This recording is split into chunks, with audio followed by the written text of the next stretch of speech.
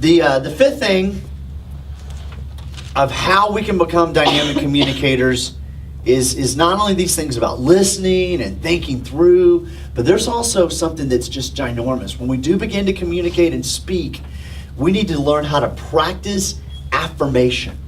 Practice affirmation. There's this awesome story about this young lady. She grew up in Perestroika in Russia, and her dad owned a grocery store, and then they moved to the U.S. When they moved to the U.S., she was just a little bitty girl, and her dad obviously had to have groceries delivered if he was a grocer, and so the milkman would come by every single week to the grocery store. And here's what the milkman would always say.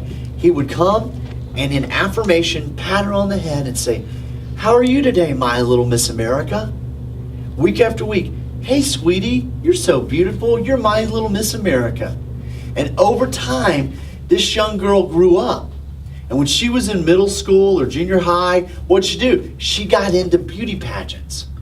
And she started doing really well. And in 1980, this young lady was crowned Miss America.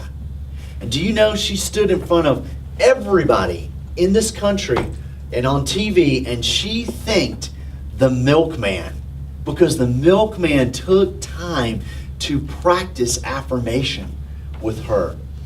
And Ephesians chapter 5 says this. It says, "Let no unwholesome word come out of your mouth." Wow, think about that for a second. Let no unwholesome word come out of your mouth. If you want a great litmus test, how am I doing in my communication? How am I doing with the words and the way I'm communicating with my spouse? The question is are your words wholesome? It says, let no unwholesome word come out of your mouth, but what is beneficial and will build others up according to their needs, that it may benefit those who listen. Now, there are two key words there: needs and benefit. Because we've got to really strongly help to use our words to benefit, to encourage the others. And it says in 1 Thessalonians that we're to encourage one another and build each other up. And when we start to have conversations with our spouse, here's what we want to kind of consider. Is what I'm saying, is it promoting the building up of my wife or my husband? Because you know what? It's like this picture, the word edify or encourage there, it's like building a building. I'm putting brick upon brick upon brick upon brick, and I am building this person up to be all that God wants them to become.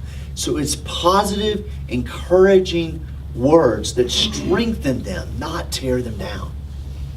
And that's what it means to be people who build your spouse up. So it's hey, sweetheart, you find your spouse doing something right. Hey, sweetheart, I want you to know that when you said that made me feel great. And I appreciate you.